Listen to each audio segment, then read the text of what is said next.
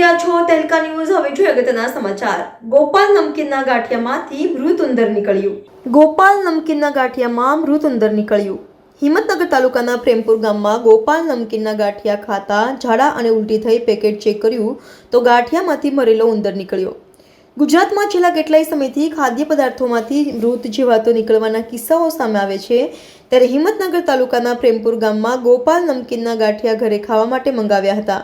ત્યારે ગાંઠિયા એક નાની બાળકી અને તેની મમ્મીએ ખાધા હતા. અચાનક ગાંઠિયા ખાધા બાદ નાની બાળકીને ઝાડા અને ઉલટી થઈ હતી તો બાળકીના પિતા બાળકીને દાવડ સિવિલ હોસ્પિટલમાં લઈ ગયા હતા અને ગાંઠિયાનું પેકેટ ચેક કર્યું તો અંદરથી મરી ગયેલ ઉંદર નીકળ્યો.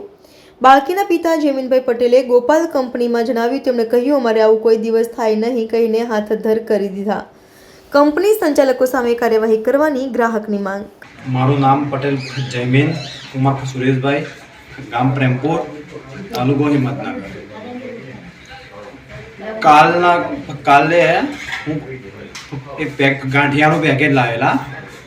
એ ગાંઠિયાનું પેકેટ આજ રોજ સવારે ફોડ્યું તો એ ગાંઠિયા પેકેટ ફોડતા મોટું પેકેટ હતું. એ ગોપાલ કંપનીનું પેકેટ હતું. તે સવારે ફોડ્યું તો ફોડતાની સાથે થોડા પહેલાં વાટકીમાં કાઢ્યા. પછી મારી 1 વર્ષની છોકરી અને મારી વાઈફે એ ગાંઠિયા કાઢવા ગયા તો અંદરથી તળેલ મરેલી ઉંદરી નીકળી. એક નાની ઉંદરી મરેલી ગાંઠિયાના પેકેટમાંથી નીકળી છે. એ મારી છોકરીને ગાંઠિયા ખાઈ હાલ અત્યારે બીમાર પડી છે. વોમિટિંગ, ઝાડા, ઉલટી થઈ તો હું રિપોર્ટ કરી આવ્યો.